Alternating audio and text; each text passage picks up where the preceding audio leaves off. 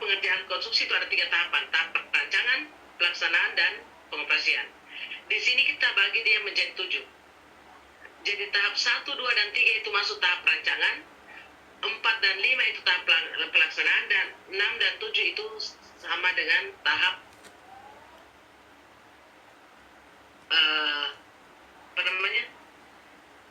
tahap pengoperasian. Ya, kita lihat dulu di tahap pertama adalah tahap conceptual engineering. Di sini aspek keselamatan telah dimulai sejak proyek dirancang dengan mempertimbangkan keselamatan dalam pembangunan dan pengoperasiannya. Jadi di tahap di sini aspek ketiganya sudah kita mulai. Ya, kita sudah mempertimbangkan aspek ketiganya di sini. Dengan melihat safety review dan amdalnya. Kenapa ini safety review? Karena safety review itu dia di sini akan menulis tahapan-tahapan pelaksanaan pekerjaan. Kemudian masing-masing tahapan pelaksanaan pekerjaan ini akan kita identifikasi apa potensi bahayanya. Ya. Kemudian kita lihat dampak lingkungannya juga ketika kita membangun, bagaimana dampak di sekitarnya. Ya. Kemudian selanjutnya kita masuk ke tahap kedua. Di tahap kedua ini kita adalah tahap basic engineering. Di sini kita lakukan analisa keselamatan terhadap rancangan proyek dengan mengidentifikasi potensi bahaya serta standar dan penilaian terkait dengan rancangan. Jadi di tahap di sini, hasil identifikasi tadi ini kita analisis. Bagaimana hasil identifikasinya, apakah sudah sesuai standar atau tidak. Untuk mengetahui apakah ini hasil analisis identifikasi kita ini sudah sesuai standar atau tidak, maka boleh kita menganalisis dia menggunakan metode what if analysis. Ya. Kemudian di tahap ketiga di sini adalah tahap detailing engineering. Di sini dilakukan analisa keselamatan lebih rinci setelah rancangan detail konstruksi selesai dan ada rincian peralatan dan sistem yang akan digunakan terhadap rancangan proyek. Jadi di tahap di sini kita analisis lagi lebih dalam lagi karena di tahap di sini sudah ada rancangan detail konstruksinya, kemudian sudah ada rancangan kira-kira peralatan apa yang kita menggunakan dan sistem yang kita akan pakai di proyek tersebut. Nah, ini kita analisis lagi lebih dalam lagi di sini. Apakah sudah betul atau tidak ini rancangan kita? Untuk mengetahui apakah rancangan kita ini sudah betul atau tidak, maka boleh kita menganalisis dia menggunakan salah satu dari 3 metode yang ada di sini. Boleh kita menggunakan metode HAZOP, boleh kita menggunakan metode what if analysis, dan boleh kita menggunakan metode quantitative risk analysis. Inilah yang harus kita lakukan di tahap perancangan. Kemudian selanjutnya di tahap keempat adalah tahap pelaksanaan.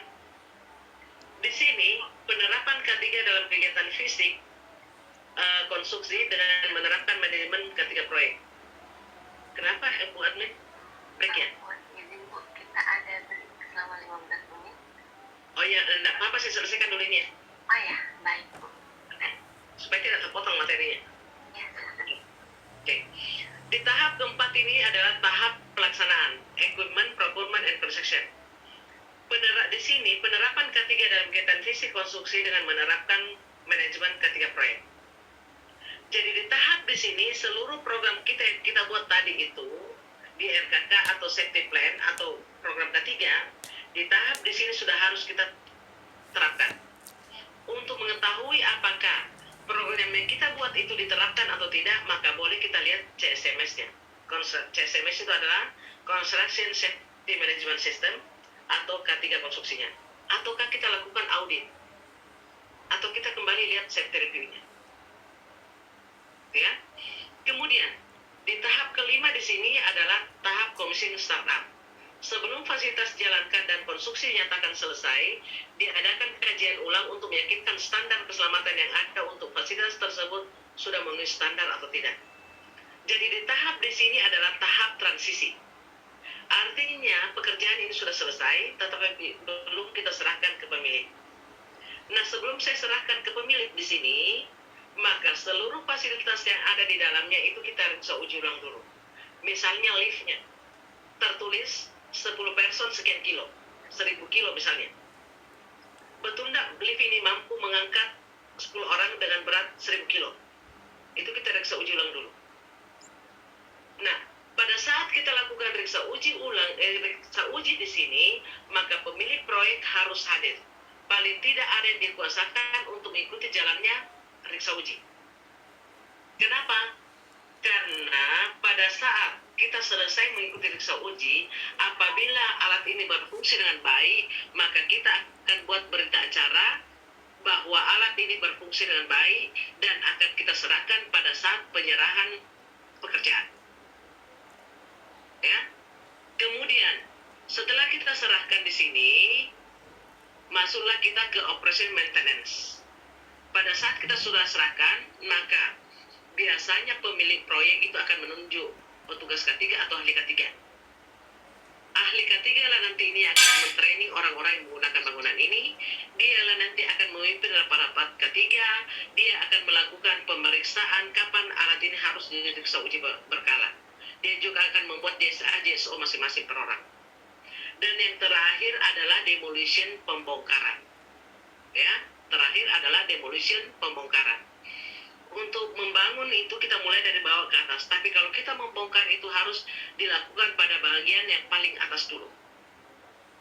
Jadi kalau kita mau membongkar yang satu bangunan itu, maka yang pertama kita bongkar adalah atapnya dulu.